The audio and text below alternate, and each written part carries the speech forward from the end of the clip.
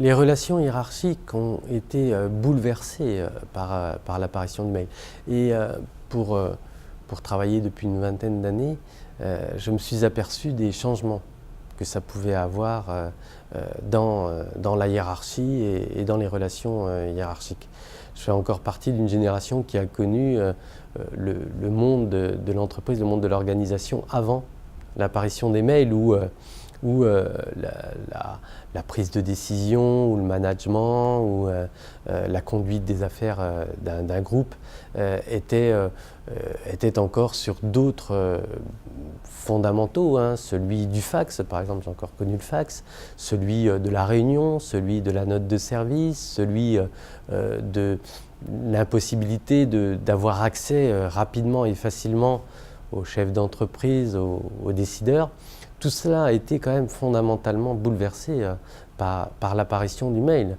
Par exemple, aujourd'hui, on ne fait plus de notes de service, ça n'existe plus dans les organisations, dans celles que je connais, alors qu'il y a une dizaine d'années, c'était encore un mode où on passait les consignes, où on donnait des ordres, etc. Aujourd'hui, ça n'existe plus, on n'en fait plus, on fait des mails, on rappelle, on ordonne, on demande, par mail, mais pas par note. Donc ça a fondamentalement changé l'aspect hiérarchique au sein d'une entreprise, hein. C'est-à-dire comment on fait passer les consignes, comment on impulse des projets, comment on fait avancer les choses.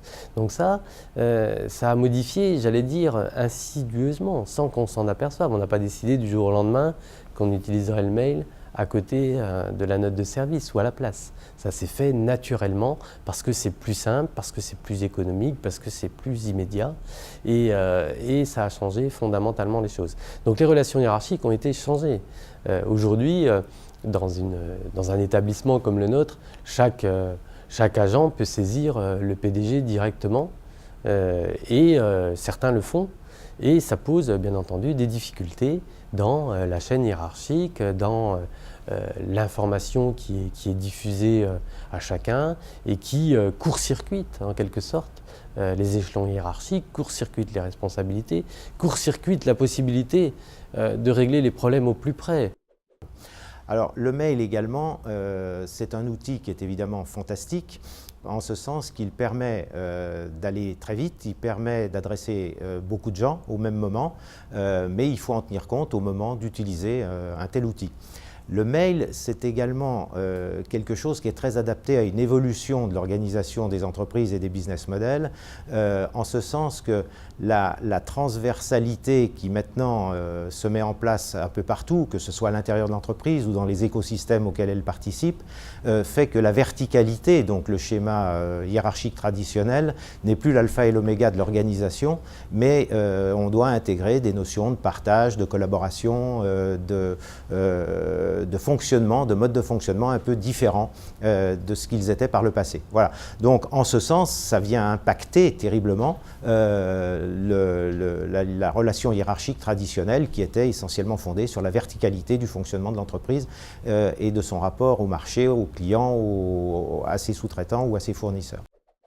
Un clic suffit à engager l'entreprise. En ce qui concerne l'activité juridique proprement dite.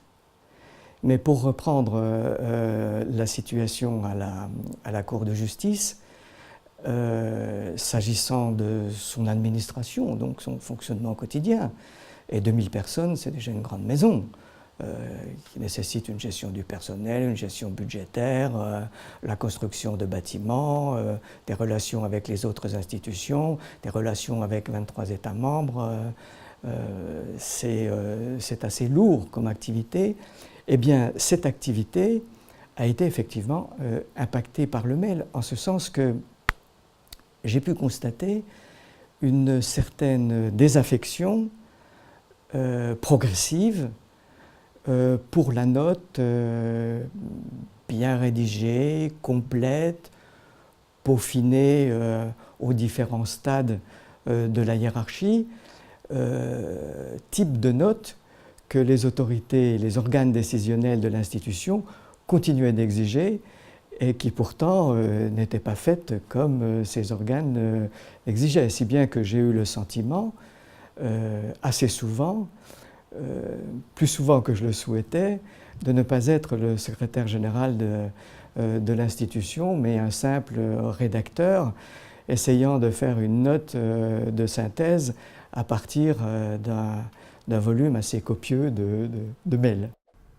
L'administration publique française utilise encore largement les cadres administratifs, tels la note administrative, la note stratégique, pour valider la prise de décision. Et donc, globalement, l'information stratégique ne transite pas toujours via les messageries.